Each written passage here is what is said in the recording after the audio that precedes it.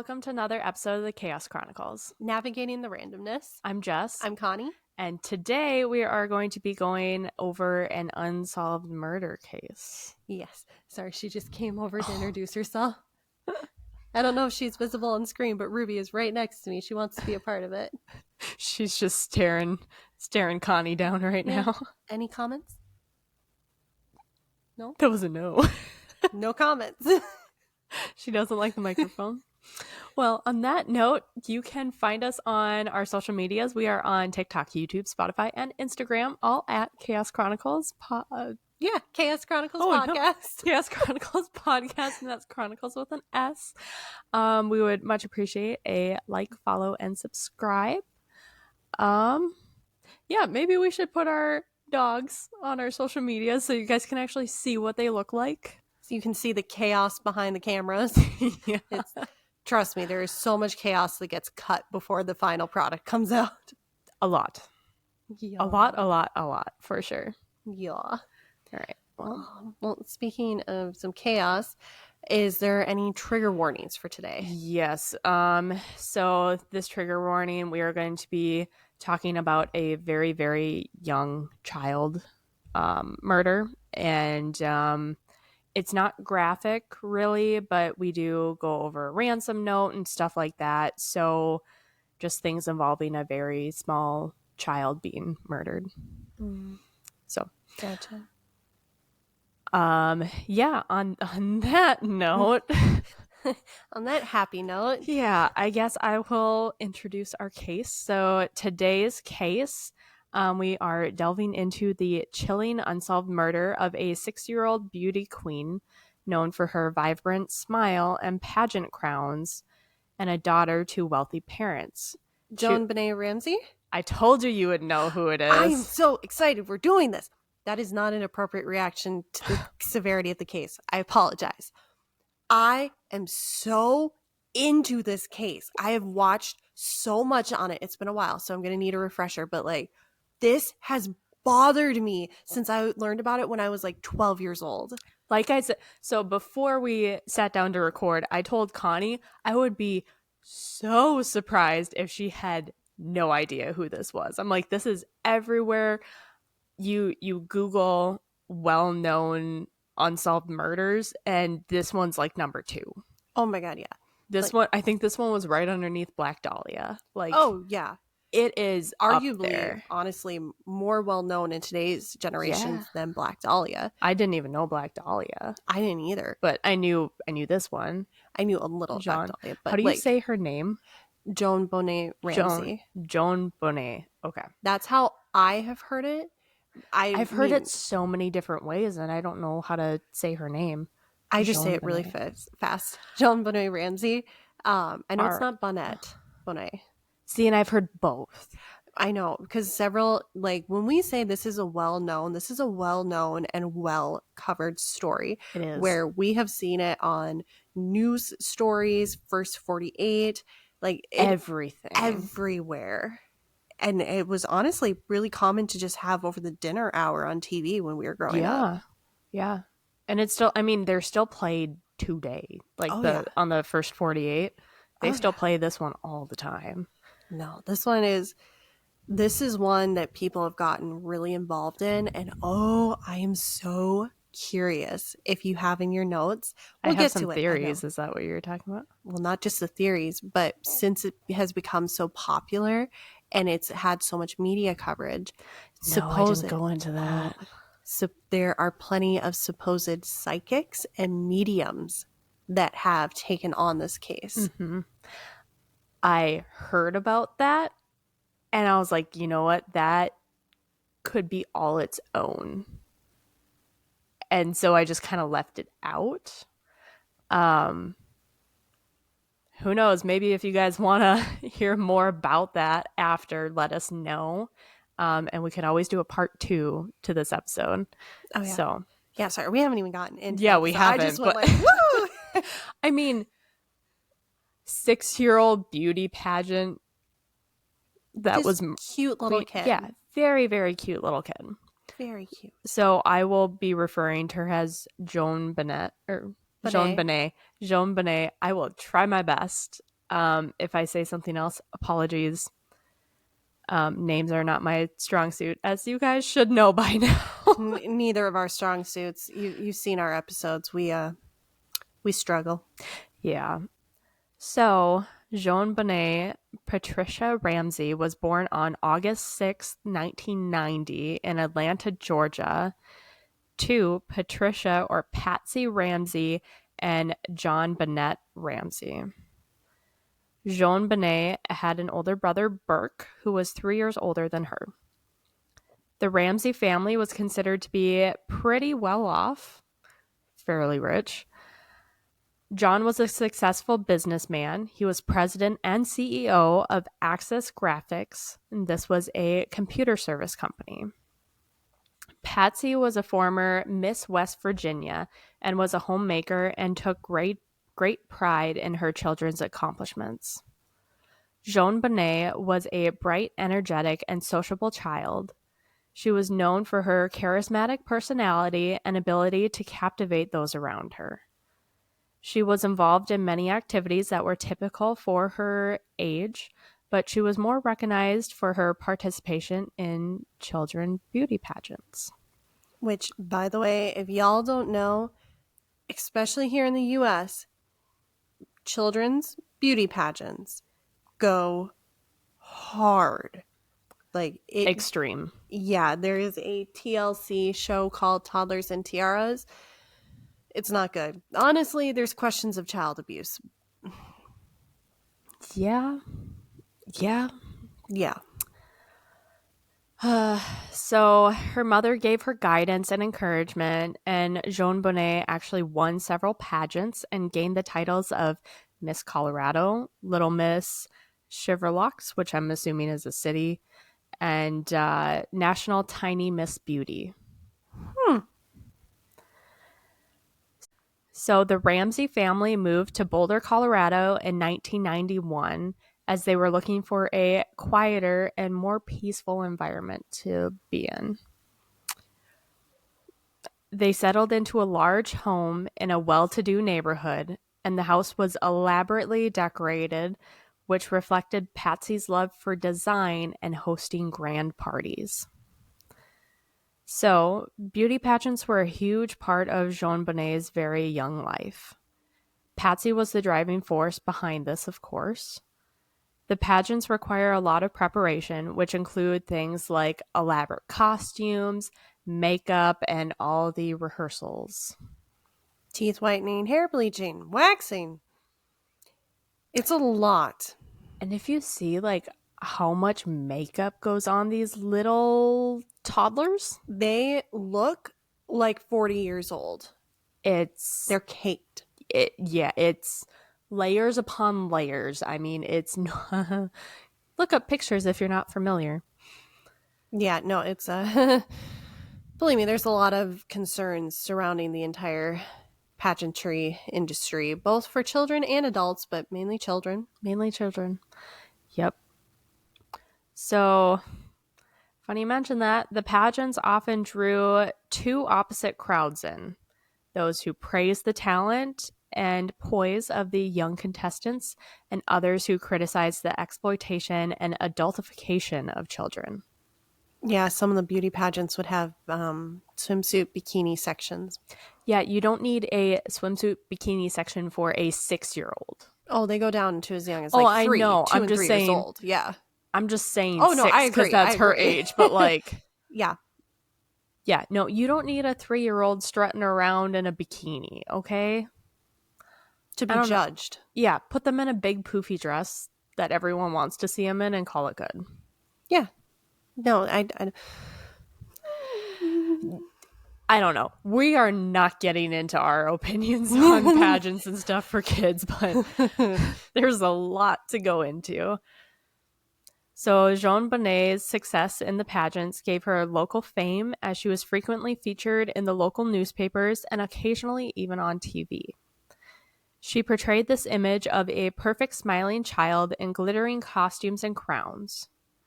The Ramsey family was known to be close-knit and were very active within their community. John and Patsy were involved in many charitable and social organizations. Despite their outward appearance of being a picture-perfect family, there were underlying tensions. They were maintaining a high social profile. Patsy had actually battled and beaten ovarian cancer, and John had a very demanding career. Good on her. Ovarian cancer is a scary one. Yeah, that's a bad one. That I know all cancer is bad, but like that's a bad one. That's a bad one because really it's usually bad one. not discovered until it's too late. Correct. Yeah. Yep. Which is why it's very important to get your regular pap smears, ladies. Go to your OBGYNs. Mm-hmm. But most say that JonBenét and Burke had a relatively normal and privileged childhood. So the Christmas season is meant to be a time of joy and celebration for this family. They spent the 25th of December in 1996 attending a Christmas party at a family friend's home, Fleet and Priscilla White. Also do want to point out, I was almost being born and Connie was just born. December 96? Yeah. Yeah. So this party was fun and filled with holiday cheer. After the party, the Ramseys returned home. Their home was also filled with holiday decorations. Per the family, JonBenét was put to bed in her room when they returned home. She was tired but happy from the day's celebrations. John and Patsy said that they also went to bed after arriving home, and they were looking forward to continuing the holiday festivities later on.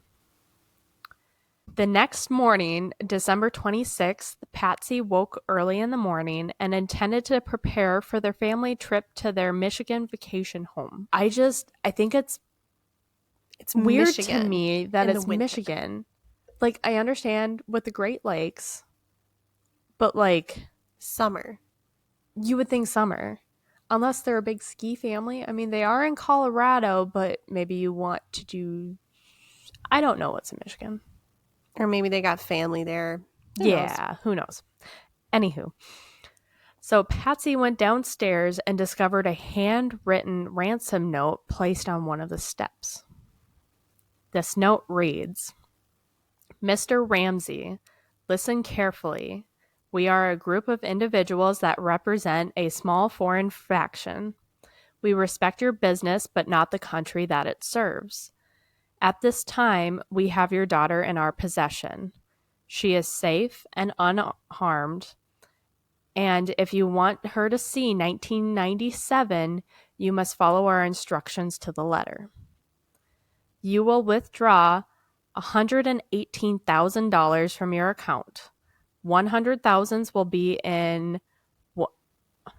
I said that so wrong. No, you're good. My face is for the 118,000. That's a very specific number. We will get to that, okay. I promise. So $100,000 of that will be in $100 bills, and the remaining $18,000 in $20 bills. Make sure that you bring an adequate size attaché to the bank. Attaché. Yeah. I don't think that's the right use of attaché It's either. not. Yeah, no, I'm pretty sure attaché, is that a portfolio? I think it's just a bag. Oh, no. Attaché, a person of the staff or an ambassador, typically with a specialized area of responsibility. Okay, so me and the dumbasses are wrong. But at least I knew it wasn't the right word. Yeah, it doesn't fit there. But make sure that you bring an adequate size attaché to the bank. When you get home, you will put the money in a brown paper bag. I will call you between 8 and 10 a.m. tomorrow to instruct you on delivery. The delivery will be exhausting, so I advise you to be rested. If we monitor you getting the money early, we might call you early to arrange an earlier delivery of the money and hence an earlier pickup of your daughter. Any deviation of my instructions will result in the immediate execution of your daughter. You will also be denied her remains for proper burial. The two gentlemen watching your daughter do not particularly like you, so I advise you to not provoke them. Speaking to anyone about your situation, such as police, FBI, etc., will result in your daughter being beheaded. If we catch you talking to a stray dog, she dies. If you alert bank authorities, she dies.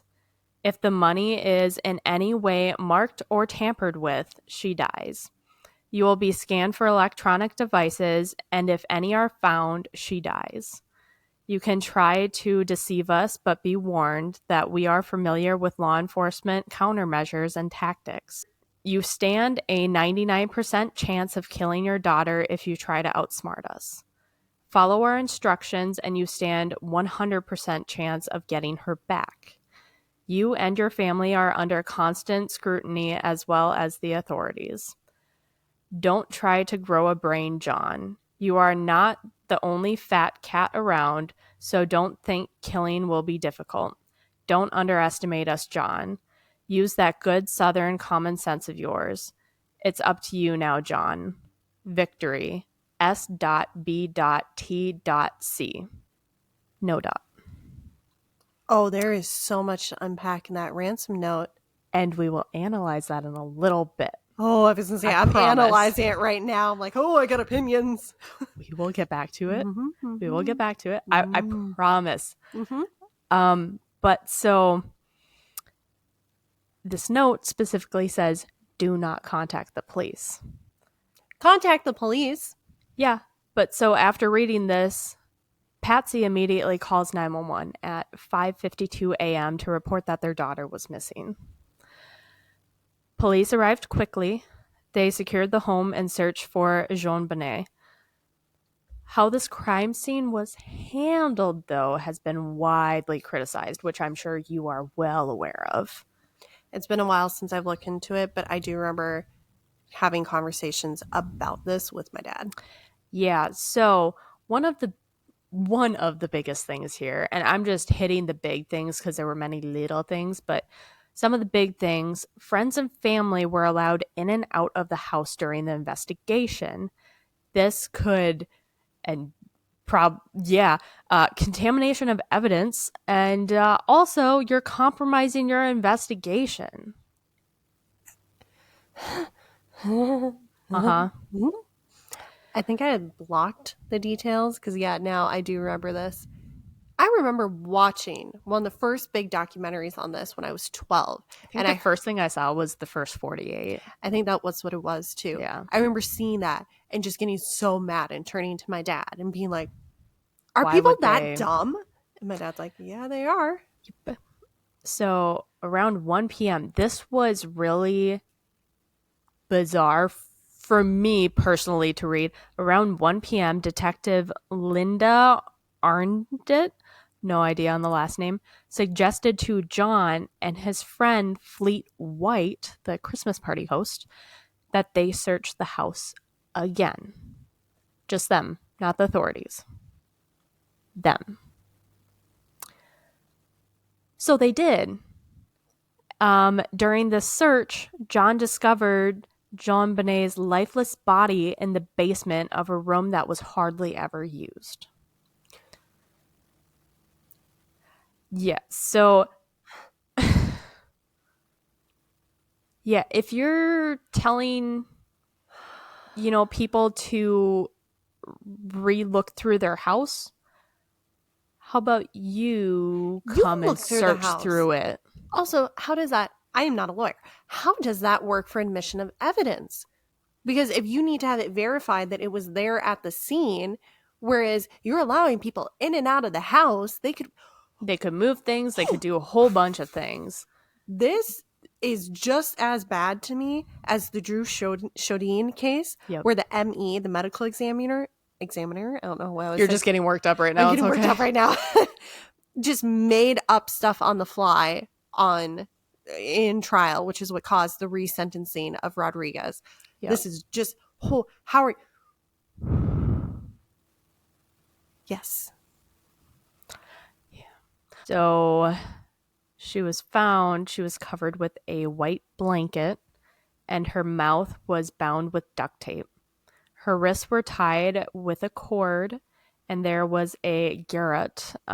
It's something that's used for strangulation, basically. It's typically, this one was made from a broken paintbrush handle and some nylon, and it's used to go around their neck. And then you twist, yeah. Yeah, so that was found around her neck. John, the father, carried JonBenét upstairs.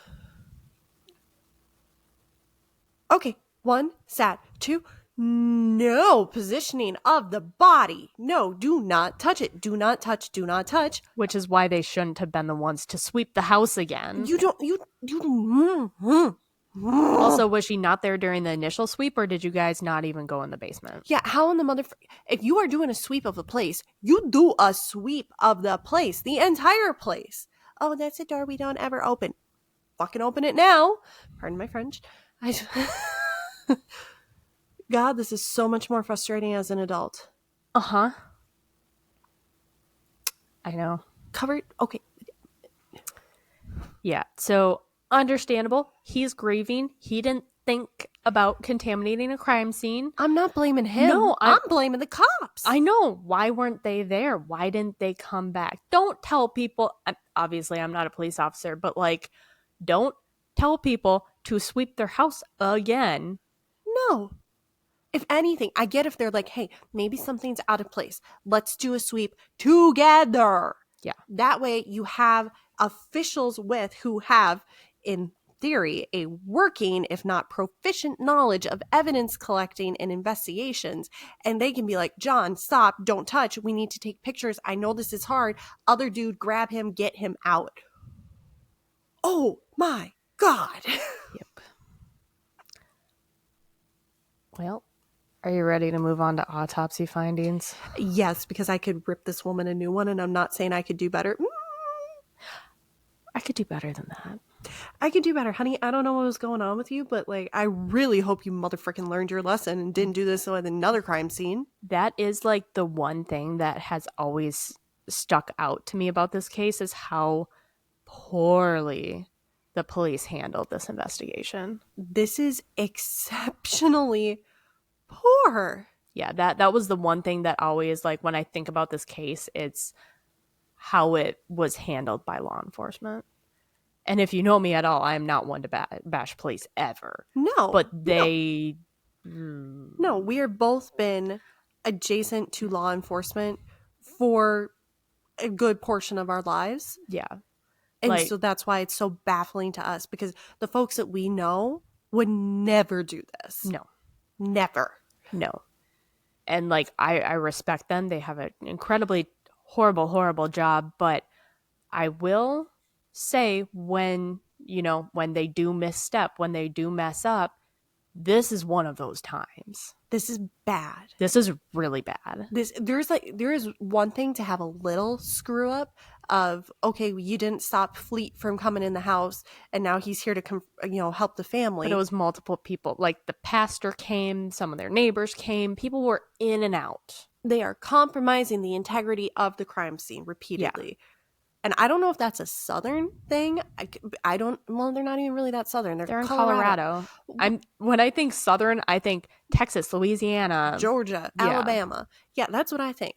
But like, you do not care about upsetting people's feelings, because ultimately what matters at the end of the day is getting enough evidence to find the missing child.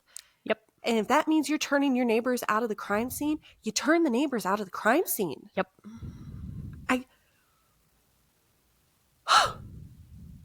Okay. I don't know if you have this already in your notes. The lead investigators on this, did they stay on the force after this? Did they have a reprimand, anything? I didn't look into it. We might have a break so I can look into that, because like, I need to know. Holy. Okay. So I found 3 of our main lead investigators here. First, John Eller, the Boulder Police Department commander who initially led the investigation. John faced substantial criticism for the way of the investigation and how it was handled. His leadership and decisions were questioned, leading to tension within the department, and he left the Boulder Police Department in 1998. So not long after. About a year after. Yep. Steve Thomas was another key detective. He resigned from the Boulder Police Department in 1998 in frustration over how the investigation was managed. In his resignation letter, he criticized the Boulder District Attorney's Office for its handling of the case. And Steve Thomas later wrote a book, JonBenét Inside the Ramsey Murder Investigation, detailing his perspective on the case. I would read that. We're adding a book to our list, guys. We're totally adding. Note for editing. We need to add it to our list. Yes. Future Jess. Add it to the list. Add it to the list. And then the third. So Mark Bender. Mark Beckner actually took over as Boulder Police Chief in 1998 and inherited the JonBenét Ramsey case. Beckner acknowledged the initial mishandling of the case and worked towards improving the department's approach, but he wasn't reprimanded for any of the early investigation failures. Yeah, and I know I'm coming out real harsh here. Also, I mean, it's bad, but it could be the case of it really does just take one officer that is in charge of things to just say, it's script. We're just going to do this. And then the other officers, because chain of command is a thing, They have to go with it. So I'm sure that some of this harshness is not fairly placed. I acknowledge. No, but it doesn't mean all of it is. Exactly. You gotta.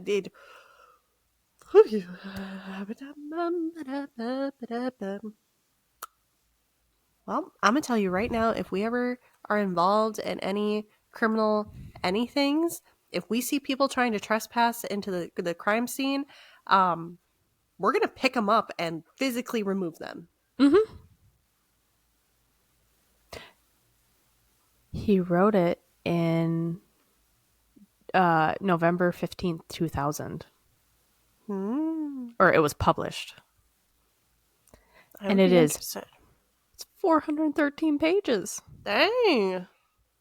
That's got a lot of details, I'm sure. Yeah, no, I would read that one. Same. Next book review. Yeah, that would be outside of our Twilight stuff. This can probably be a Wednesday book review. Yeah. This is a Wednesday one. Well, technically we already did a Wednesday book review. Technically, actually, that should have already come out already. I believe we settled the title as Teenage Angst, Murder, and Pedophilia in the Suburbs. Something like that. It's the Jasmine Richardson and Jeremy Stakey case. It is 4 parts. Go check it out if you have not already. That's messed up. This is messed up. Let's get back to this. In other news, messed up. Back to you. All right. Are you ready for the autopsy findings? Yes. So there are abrasions and petechial hemorrhages to the neck and petechial hemorrhages on the conjunctival surface of the eyes and face, which indicates strangulation. Petechial hemorrhage is small, flat, red, brown, or purple spots.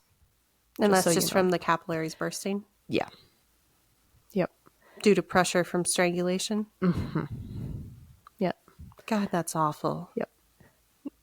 Speaking of that other case that will have come out, because that was the first time that I mentioned this to you too, because they couldn't be sure for one of the victims on that. So go check that episode out.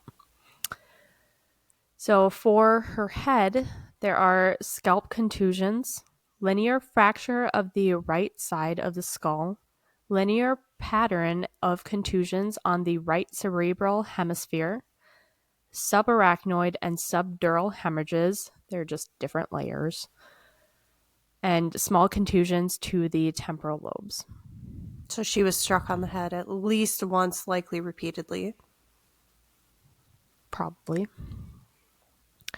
I did not go into great detail on the autopsy findings just because it's hard because this is a 6-year-old and there are great details. I mean, I think the autopsy is 6 or 7 pages in length, so I'm just taking the main findings that are on like the front page. They're public records, so you can go and look at them if you want to see. Okay, I hate that I am asking this because I don't remember, but it's been the pattern of a lot of these cases. Was there any evidence of sexual assault? So that was going to be my trigger warning Oh, for shit. potential sexual assault of a child. So there were indications of potential sexual assault. It wasn't definitive, but it did say potential. So there were also abrasions to the right cheek, abrasions and contusions to the posterior right shoulder, so just the back, abrasions to the left lower back and posterior shoulder, ligatures of the right wrist, and then cause of death was determined as asphyxia by strangulation associated with craniocerebral trauma. The coroner turned over many items to the police department as well for evidence. Yeah. Yeah, I think I blocked that. Yeah. That's a really, really awful, awful way for anyone, but especially a child to die. Mm-hmm. It's, yeah. I've got, I've got a lot of questions now. I mean, we're going to period, but so they don't have a definitive on sexual assault, just potential. Correct. Which I do not have enough medical background to understand, like, what's the definitive showing signs of that versus that. I believe it's trauma to the area. But yeah, and that's kind of what I'm wondering, because I'm like, if it's showing potential, I'm wondering if that means like healed, and was she being, maybe abused by someone? Because it seems odd to me that someone in the midst of kidnapping a would child sexually in the home assault, yeah. would sexually assault in the home. Like, that seems like something that would only be done by someone who is We very don't comfortable know in the if home. she, well, we'll get to that too later, of the person being comfortable in the home.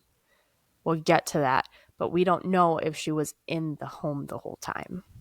Because everyone was in or out, and they didn't secure the crime scene. Mm-hmm. And Yep. I'm assuming that they didn't secure the area where her body was found to even test if people were going in and out. Like, they probably didn't have shoe covers or anything else. I don't even know. No. I don't even know if we have a proper time of death. It just occurred to me of all the research that I did. Okay. Big. So she was found at 1:05 p.m. On the 26th? On the 26th, and she was in full rigor mortis, so she's stiff. And that indicated that she had died between 10 p.m. on December 25th and 6 a.m. Hell of a window. And the call that Patsy placed was just before 6 a.m. We don't know. It's for that window, it's basically, it could have happened at any point between them getting home and that morning, which is probably why it's not a great time of death. Yeah, because they don't even know if they're... Because it would be one thing... Okay. Organizing thoughts. Yeah. Do you know if rigor mortis is affected by the state of the weather surrounding a body? It can. Because this is Colorado. This is Christmas. Colorado, not as cold as Minnesota, but definitely can get cold. Well, maybe that's why the window is so big. The The window, time of death window, is so big. I've never seen a time of death window that big. That to is be honest. really big. Of the things that we've been researching, it's usually like at most 3 hours. 3 to 4, maybe. Maybe. Yeah. No, that's a really big window. And again, that's why I'm wondering if, since they didn't secure the crime scene, I know we're beating a dead horse on that one, but it's just so, it's like you don't cut off your own finger. You secure a crime scene. Like the same level of, anyway. But that's why I'm like, if she had been outside, her time of death actually could have been later. And then if, the rigor mortis was affected by the cold, so then you don't have as much answers. But it's very, in my brain, not the expert. In my brain, it's very suspicious if she didn't die until 6 a.m. when Patty's making the call. Patsy is making the call at 5:52 a.m. If the person had broken in with the intent to take JonBenét, they would have, in theory, broken in sometime between 1 and about 3:30 a.m., which is when most break-ins happen because of sleep patterns. Yep. And so they would not have hung out in the home. You grab and go. Well, unless a family member. Ooh, I'm getting ahead of myself. Sorry. No, you're good. That's where my mind was going too, especially after the ransom note. You ready to circle back to that? We got it, because that thing is, that is chock full of. Yeah. So that ransom note became the focal point of the investigation very, very quickly. I actually found an analysis of the ransom note. Good. I want to know if my own analysis is spot on. And I basically just took bits and pieces and summarized it. It's from statementanalysis.com. So the first thing that it points out is the note is abnormal. It is abnormal. Well, not just abnormal, abnormally long. It is. It is way longer. They're using polite terms as in might, and they switch between we and I. An indicator that it is probably one person, but trying to sound like they're many. Mm-hmm. Most ransom notes are concise, and they typically focus on demands and instructions. This note was 3 handwritten pages, and they are also using more words than necessary to convey the message. This is a huge contrast to typical direct and urgent tones that are expected in legitimate ransom notes and demands. It does, it doesn't sound legitimate. It does sound more, oh, honey, shoot, I'm leaning more towards inside job distraction. And it's too personal. It's way too personal to John. Yep. It's very personal. Yeah, they use that Southern comfort. John, you're not the only big fat cat. There's a 99% chance you might get her back, but 100% chance you'll get her back if you don't call the cop. Yeah. Like, that is way too personal, vindictive. Yep. Saving my theory. I do have quite a few theories at the end. So, business partner? Well, kind of. I mean, that fits in a category for sure. Yeah. So the next thing that this points out is the language and style used. So the note uses phrases like, quote, small foreign faction, end quote, which is unusual. Legitimate kidnappers typically use language to assert power and instill fear. They don't typically diminish their own size or origin. There are also some grammatical errors, but they are also displaying a range of language skill, like correctly spelling and using more technical terms. The inconsistency suggests that there were errors that were intentionally made. Yeah. Like what you pointed out earlier. Yeah, no, it does seem very, I'm going to throw you off the trail.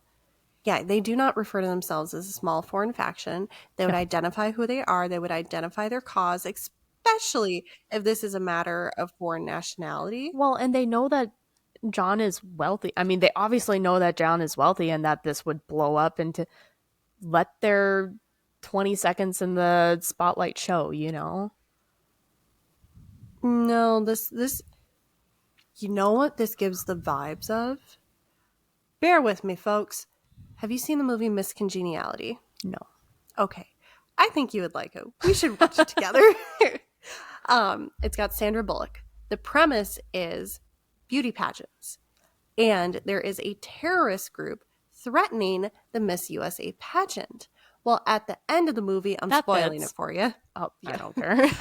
At the end of the movie, you find out that the bad guy is actually the pageant owner and her son. Inside job. Inside job. And what they had done is they had taken one of the many groups that had made threats against them, and they just used some of that language and made this threat. Huh. And that's what I'm getting here of this sounds like maybe they did get threats as a computer company working with, international groups. Could definitely have. Oh, you can't be an international group without pissing somebody off. Exactly. So it does sound like someone may have taken parts of a letter, which leads me to think inside job, higher up, someone that knew the family really well. Is it Fleet? We will get to it. Okay. So we're still going through the analysis. So the third is the emphasis and paraphrasing. The note mentions John's business as your business. This indicates a familiarity with his personal and professional life. This suggests a personal motive or knowledge that is uncommon in a random kidnapping scenario. The mention of beheading and other specific threats like surveillance and electronic devices is not usual for American criminal behavior, but suggests an attempt to create an impression of a foreign or extremist group. I was going to say 90s, Iraq War. Yeah. Mm-hmm. So the fourth is handwriting and origin. So the paper and pen used to write this note were sourced from inside the Ramsey house.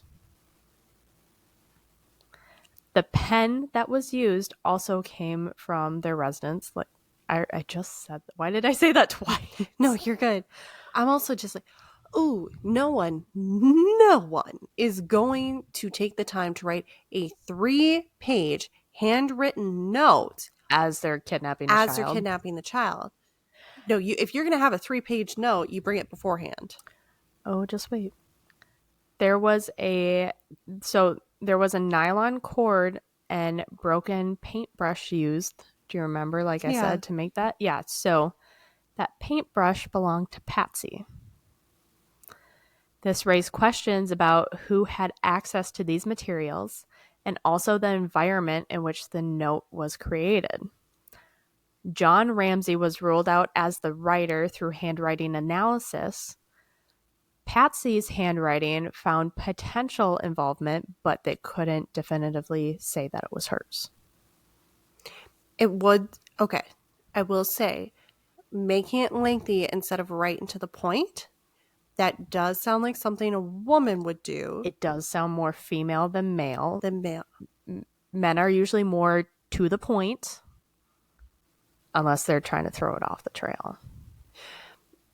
No, they would still have more masculine use of terms. It's still too flowing and it's almost conversational, which leads me to think more woman. You said that she had an older brother. We will get to it. So, the fifth part of this analysis is the financial details. Remember that $118,000 and how it was oddly specific? So, that was actually the amount that John Ramsey received for a holiday bonus. Hell of a bonus. I know, right? Well, when you're CEO and you're making millions, I guess. Jesus Christ, what do they get today as holiday bonuses as CEOs? I don't know. This was 96. So this suggests that the writer had detailed knowledge of the family's financial situation or someone had insider information. How else would you know that he got $118,000? Yeah, that's not something that the company will regularly publish in their newsletter. No. Shit, that's not even something the boss would tell employees. So the next section is the sign-off. Remember how I said There was an S.B.T.C. So this was a sign off, and they believe it could potentially mean, quote, saved by the cross, end quote. This was a religious connotation that would align with the Ramsey's faith. Victory was also written above it, which in the Christian religion, Jesus sacrifices himself on the cross. That way there is victory over death. So literally victory over saved by the cross. Mm-hmm. So the C also doesn't have a period after it as the others do, which is why I made sure to say that. The periods are a way writers end their thoughts. This could suggest that the writer intentionally stopped writing, and they could purposely be withholding more information from the letter. The seventh part of this is the intent of the note. And this is also the last part here. The overall content and style of the note could suggest that it was crafted to mislead investigators and not actually secure ransom money. This could imply a staged attempt to cover up JonBenét's murder instead of a legitimate attempt to extort money. Essentially, this analysis of this note leads us to the conclusion that the letter was not written by a genuine kidnapper. Instead, the purpose seemed to have been to divert attention from the actual events of JonBenét's death. This could imply that the person behind this could have been someone close to the family.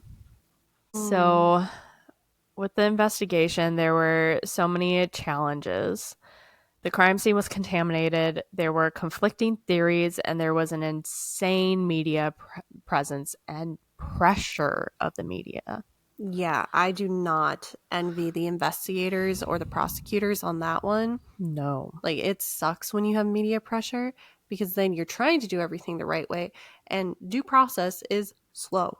Mm-hmm. Intentionally slow, so things are done right, and then you got media rushing on top of it. Isn't that good? And then every move is criticized. It's not. It's bad. It's bad. Exactly. So the Boulder Police Department initially focused on the Ramseys as suspects, since the ransom note and other circumstances looked to be that of an inside job. There has never been any definitive evidence that has been found to charge any of the family members. Later on, they discovered signs of a possible break-in, a broken window in the basement. How was that not found right away? No idea. But this whole investigation sounds like a mess. And they also found an unidentified boot print close to where JonBenét's body was found. Yes. However, when did the boot print get there? Because you didn't secure them up in the scene, and you had the dad go and grab. Exactly. And when you initially came to the house to secure the house, did you look at all the windows? Was the window broken? Okay, yeah. See, I really don't get that, because what is one of the first things you're going to do? You're going to divide up your police force. Not an expert. You're going to divide up your police force in between getting statements from the family, securing the crime scene, which is the bedroom, and then also securing the house. What are you going to do? Kidnapping? Perimeter check. Yeah, we learned a lot from our last big case. That was 4 parts. Yes. And again, just background knowledge from... And that too, yeah. Yeah, but like, what? Especially it's the winter. You have snow, potentially. They don't get as much snow as you think they do. The mountains get snow, which is where our brains go, but they don't really get snow in the town down lower. True. Well, even, yeah. So then you don't have as much evidence, but like, still, get your ass out there. There could be frost at least if it's cold. Mm-hmm. Footprint, anything. So they also were able to collect DNA evidence from JonBenét's clothing, and it did not match any family members or any known associates to them.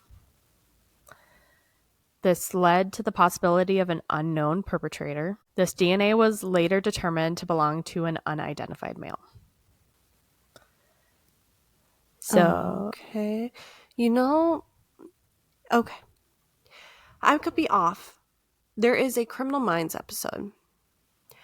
That could be a drinking game. How many times do I say that when we do true crime stories? But in the episode, it's a family of 4. Mom, dad, older brother, younger brother. Younger brother goes missing. They find younger brother in the woods. The neighbor is the police chief, I believe, and he's helping the Criminal Minds FBI team figure it out. Well, he was the one who picked up the body, and they were like, "What are you doing?" He goes, it's the kid. I know him so well. I can't believe I did this. And they're like, "You just violate crime scene procedure."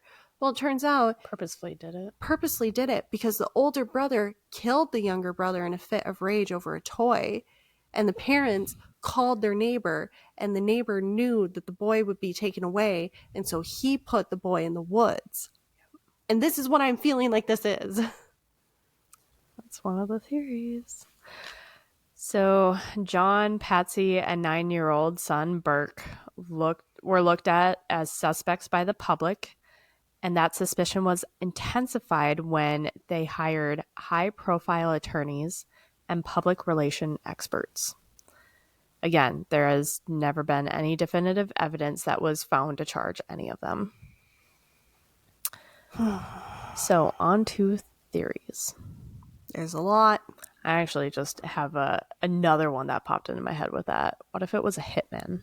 Like, what if the family hired a hitman to...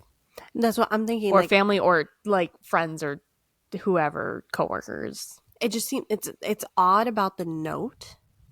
That's what's throwing me off, because I'm like, it's either... That's why I was thinking about like the whole Criminal Minds episode, where I'm like, what if the brother killed JonBenét, and Yep. I don't know the brother, obviously. Maybe this is wrong. Killed him. Mom and dad can't cope with that because, God forbid, they just can't.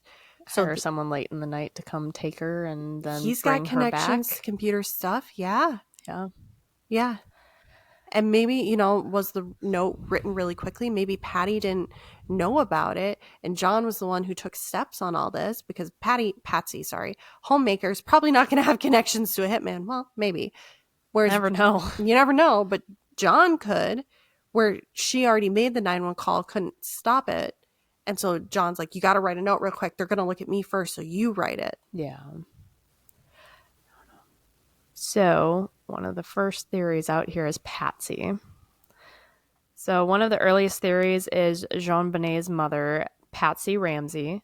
This theory argues that Patsy may have had a moment of frustration or an accident occurred. This caused JonBenét's fatal injuries, and then she staged the kidnapping to cover it up. This ransom note was written on a piece of paper from inside the home and demanded the $118,000, which was the same as John's bonus. Patsy would have known about that bonus. So, in favor of this theory is the handwriting experts noted similarities between Patsy's handwriting and the ransom note. The note was long and detailed, suggesting that it was written by someone who was familiar with the household, and then that specific $118,000. Against this theory is there is no conclusive evidence linking Patsy to the crime. The DNA evidence found on JonBenét's clothing didn't match her. And Patsy claimed that she was innocent until she died in 2006. Next is John Ramsey. This theory suggests that John either directly caused the injuries or helped cover up the crime to protect someone. Reasons in favor of this would be that John was the one to find JonBenét's body and he moved it. This, it says, could have contaminated the crime scene. Definitely did. If you find something, leave it. His high-profile status and financial resources led some to believe that he could actually manipulate the investigation. See, and again, that's the tricky part, because it was so flawed right from the beginning that makes me think that it's probably not him paying off anybody. Paying off investigators when the investigation is actually going, like after the initial, maybe. But this was flawed right away from the first arrival. Yeah. So things against, lack of evidence, and the DNA was not linked to John that they found. The next is Burke Ramsey, so her brother. So the theory is that her brother was responsible for either accidentally or intentionally killing her. This theory argues that the parents discovered what had happened and they staged a kidnapping to protect Burke. Some things in favor is that Burke was present in the house the night of the murder, and some believe that the head injury could have been caused by a sibling altercation. That is very likely. As you and I both know, those can get pretty wildly dangerous real fast. Yeah. Especially that age too, 6 and 9. Oh yeah, 100%, because that's the age where you don't understand consequences fully. and you're also the 9-year-old. You don't know your strength yet. Against a 6-year-old, you don't know your strength. No. All right, so some things against this theory is that Burke was 9. He would have had limited ability to stage a crime like this. The DNA evidence also didn't match Burke, and Burke has, to this day, consistently denied any involvement. So that's another theory. So the next is the Christmas party theory. So on Christmas, the Ramseys attended the Christmas party at the Fleets' home. The party had many guests who were familiar with the Ramseys' home as well as their routines.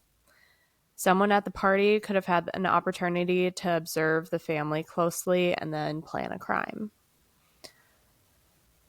In favor of the crime is that... In favor of the crime? In favor of this theory? I didn't even catch it. Wow.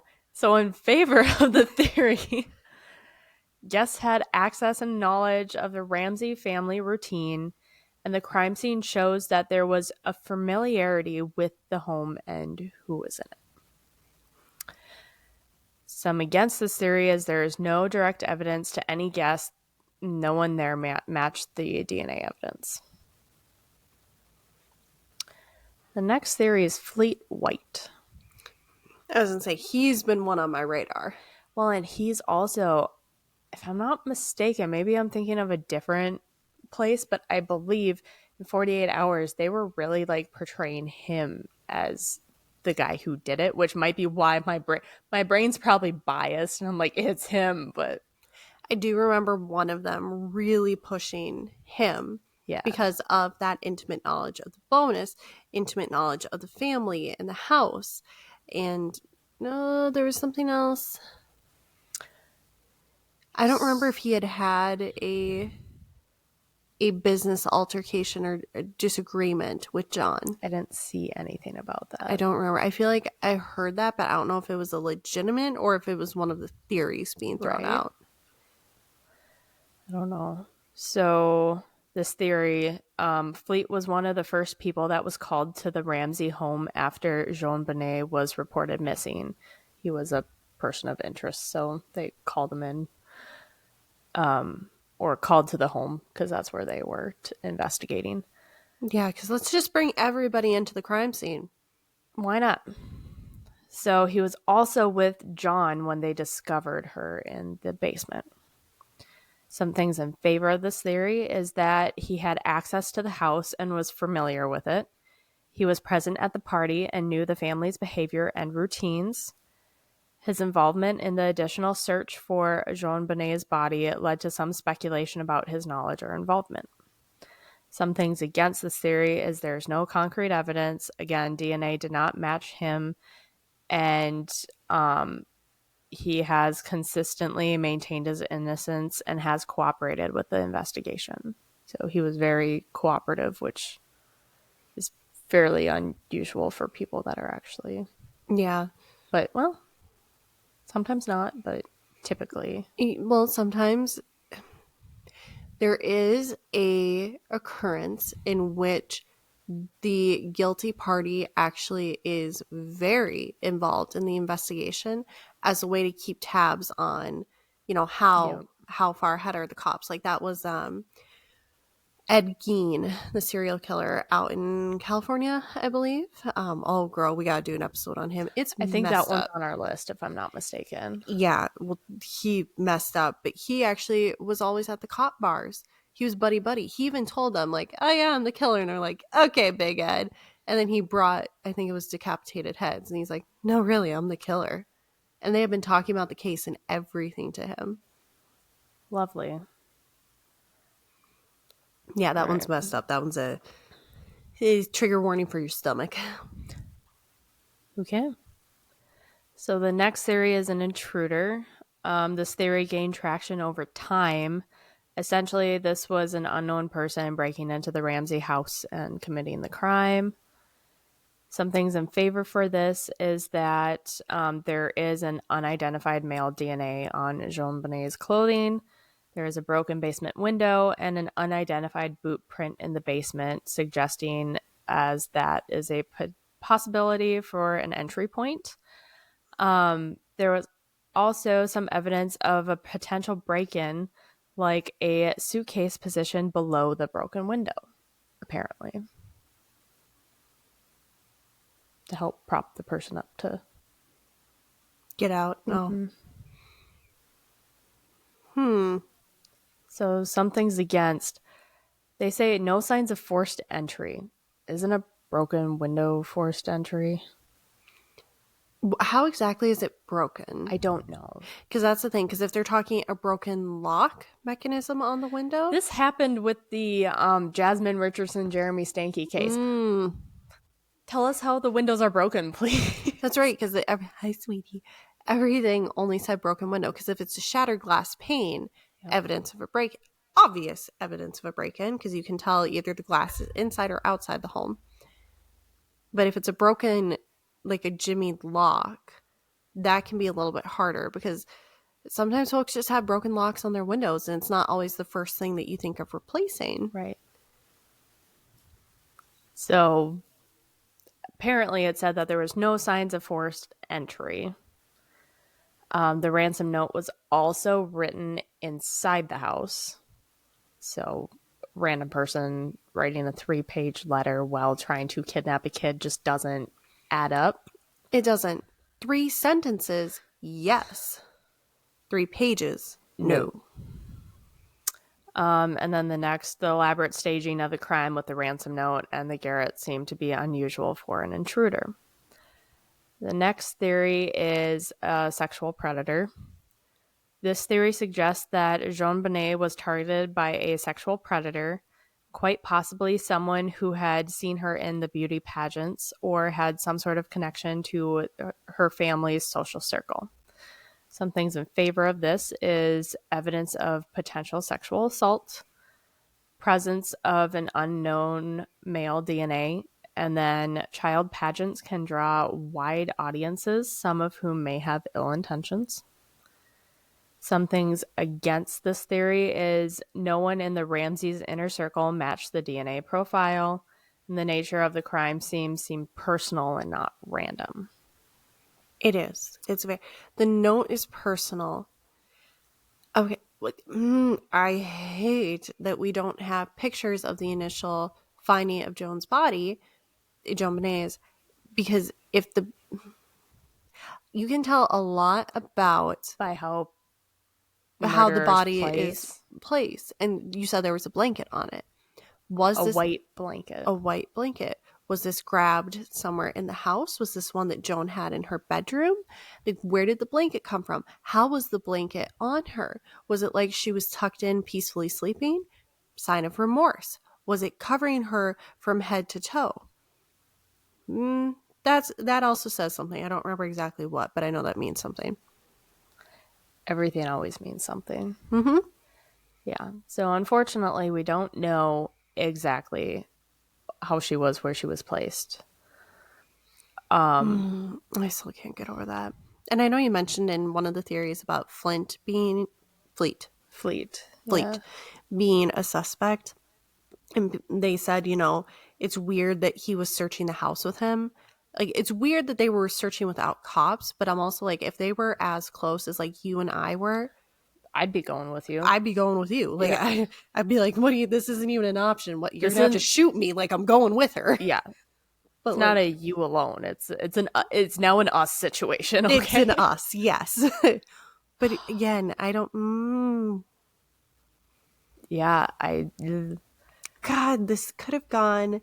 I mean, obviously, it could have gone better, but man, the initial screw ups just completely wreck this case. It does. Yeah. Oh, I don't know if you'll have this in your notes. Were the cops and others who were in the home on the day of the crime, were they tested for DNA? I don't know. Because that's kind of what I was saying earlier. It might be an inside job. Like, I don't know. What if a cop did it or John paid a cop? That's where I'm thinking, like, maybe that's where the pay is. Because I find it John paid a cop and then they destroyed a ton of evidence. Possibly. Because I just find it so bizarre that the home wasn't fully swept right away. They say that they secured the house. Kay, tell me how you secured the house. Yeah, I like it's. I want details, which we might find in the book. We got to read that book. We might get a lot of answers from this book. I think we'd have to, because that's where my mind is going. Because I'm like, she was found in the home, but one of the first things you do, missing child, of course, you alert authorities. But again, as we talked about, secure family, secure crime, secure. You're gonna look everywhere because they could be hiding in a cabinet. They could be hiding. Yeah, you want to make sure 100% it's a false alarm, even though you've got a ransom note. Doesn't mean that. I mean, you still check the home. Yeah, doesn't mean that they're not just somewhere. Yeah, and you're not even checking the home necessarily for the child. You're checking the home for evidence on top of it. Well, yeah, and they didn't even do that. Well, I don't know for sure, I guess, but it didn't sound like they did that. Exactly. We got to read this book. I know. Yeah, all 400 pages. That one's going to take a hot minute. That is longer than the Twilight book. So that is going to take us a hot minute and probably several new series. Drama. But yeah, no, that's my big question. Because now putting together all those theories could have potentially had the ransom note written by the wife. Something could have happened, and all the errors.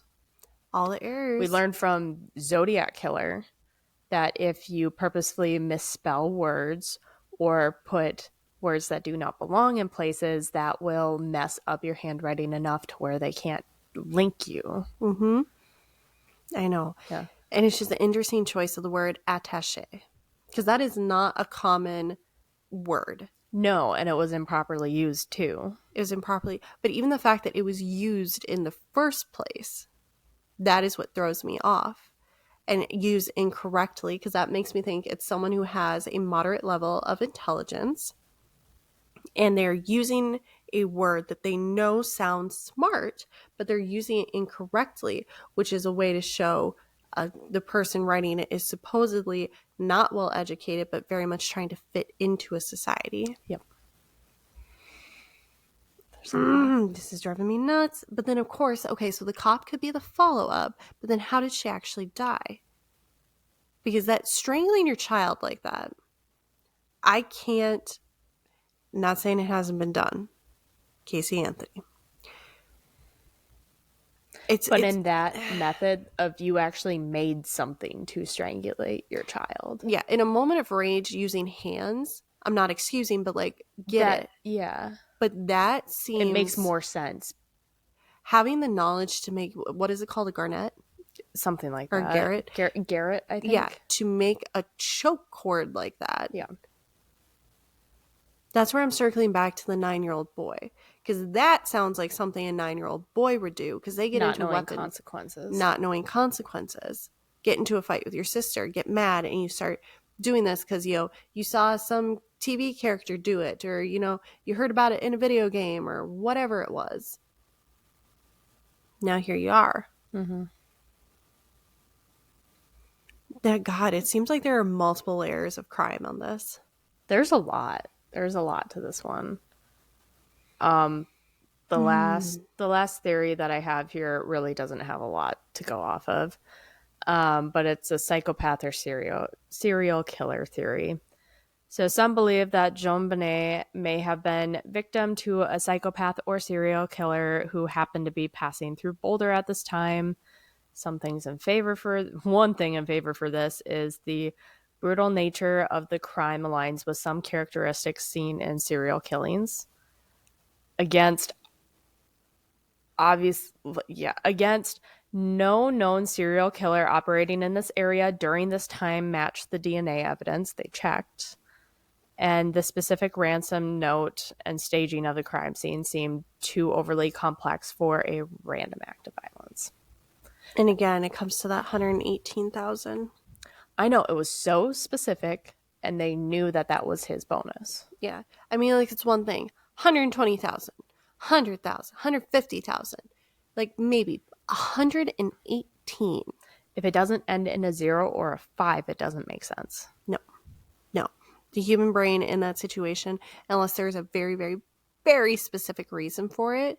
If you're robbing someone because your mom needs surgery and it is $38,450 for the surgery, you're not going to say, give me $38,450. No, you're going to say $50,000.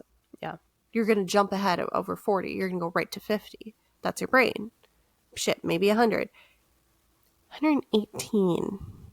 It's too specific to be random. And the note was so personal. I know. And long. And written in the home.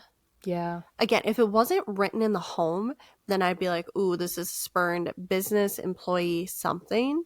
But written in the home. And it takes a long time to handwrite 3 pages. Yeah. And do you know if there was any drafts thrown away? I remembered something about the 48 hours, but I didn't read anything about that. Because that's my other thing too, because that would determine how long they're in the home. Because if you're handwriting a note, anyone who has ever had to handwrite a paper, been there. 5th grade teacher made us rewrite our. Looking back, she didn't have a lesson plan, and that's why she sucked. We had to rewrite our 5-page essays by hand, and we couldn't erase anything. If you erase something, you had to start over at the very beginning. I made a mistake on page 4, and she caught me trying to subtly erase a comma that was supposed to be a period, and she made me start over. Anyway, point of that was that takes time. So, yes, there were drafts of the ransom note found in the home. Investigators found evidence that the note had been composed in the house, including a practice or drafted version on the same notepad.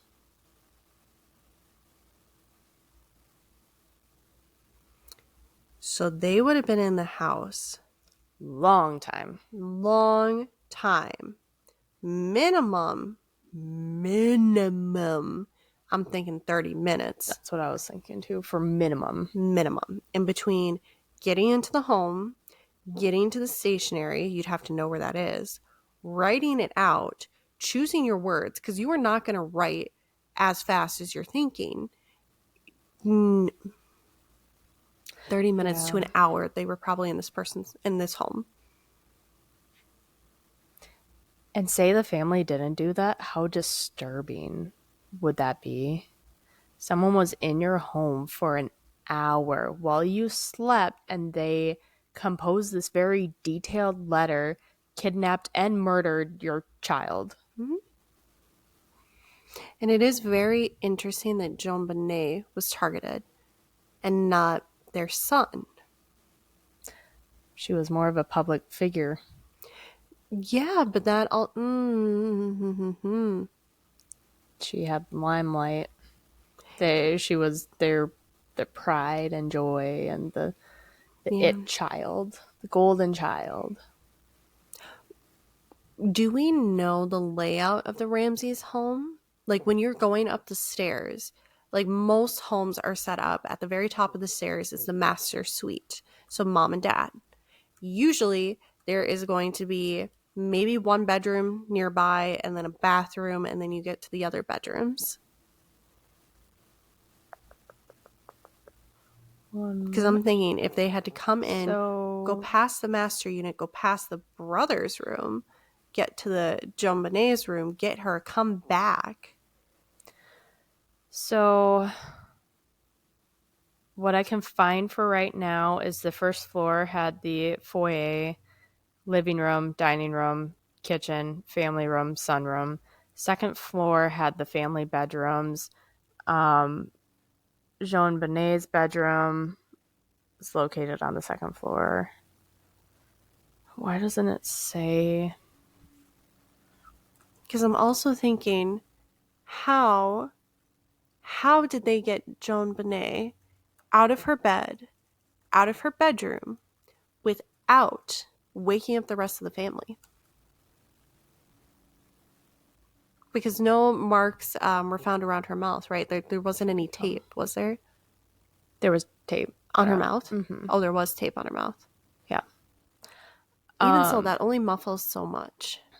So JonBenét's bedroom was located toward the front of the house and positioned relatively close to the staircase leading to the first floor. Parents' bedroom was on the same floor, but more toward the back or center of the house, and it included an ensuite, positioned further from JonBenét's bedroom, separated by hallways and another room. Burke's bedroom was located on the same floor, but separate, was positioned on the opposite side of the house. That's all it says.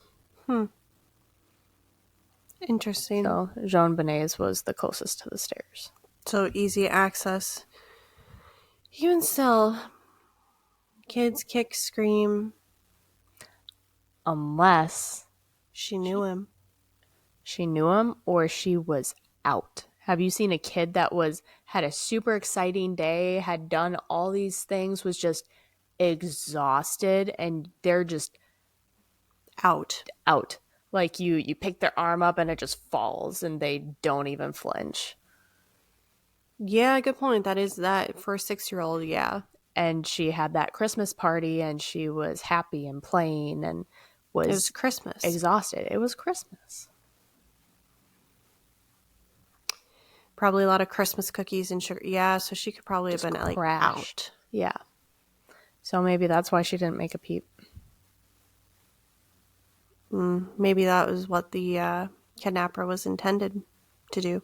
Could be. Because, I mean, the whole families are going to crash December 26th. Oh, yeah. The night of Christmas. Yeah. You've spent all this time getting the holidays ready for your children, for your family. You've gone and seen family, or you're going to see family tomorrow, or whatever it is. Yeah. I have so many questions. I know. And I know there's no answers. And I wish we had answers. And I know the family does too. I know. I know the dad's been very vocal about it. Well, yeah, it's you lose your child. Which is also why I'm leaning away from family, which is kind of why I did a brief. Here's a theory, move on. Because I know the family's been through a lot. But. Yeah, it's not sounding as much like family anymore. I feel like it's a close... It's an associate, at least. Yeah. Someone who knows the family. I mean, heck, someone could have even been monitoring their finances and saw that amount go into the bank account. I know there's a way. I don't know how. I'm not smart enough to know how. But. Shoot, it could be a disgruntled bank employee that could see his transactions, and maybe he didn't feel like he got the proper respect from John when John was in the bank or something. Sometimes it makes no sense, unfortunately. Just a flip of a dime. It could literally be nothing, but for them it's everything. Yeah. That's how stalking has happened. That's how other murders have happened, which you never know. That's the hard part, but this is just as English. This is just as perplexing now as it was when I first learned about it. Yeah. Well, weird time to plug our socials, but you can find us on YouTube, Spotify, Instagram, and TikTok, all at Chaos Chronicles Podcast, and that's Chronicles with an S. Yeah. Oh, yeah. If you didn't already catch on, I don't know if we said it. This hasn't been solved. Yeah, Still Unsolved. open. Still open. So if you have any knowledge, I'm sure there's a number somewhere. Yeah, there's got to tip be a number. lines. Right, so the tip line, anyone with information related to this investigation is asked to contact the Boulder Police tip line at 303-441-1974 or by email at bouldersmostwanted@bouldercolorado.gov. Direct email. Yeah. All right. Well, yeah. Well, in that news, I got nothing. I'm just gonna sit and ponder on this one for a bit. We have another Twilight episode coming out in a couple of days. Not many left of those, so stay tuned. Yeah. If you need something lighthearted after all this, go check it out. We're finally at the interesting points of Twilight. We are. Arguable which parts are really interesting, but we're at an actual plot point, okay? It's not just Bella saying, "Stay away from me, Bella," and Bella's like, "No, you're amazing." Oh, Edward saying, "Stay away from me," and Bella's like, "Oh, but you're sparkly." Yeah. So we're finally past all that, and we're at the actual plot point. So if you want something lighthearted, go check that out. You might need it after this episode, or we're going to record some Twilight. We need it now. Yeah. Now is our Twilight time. Now is our Twilight time. We've done two true crime.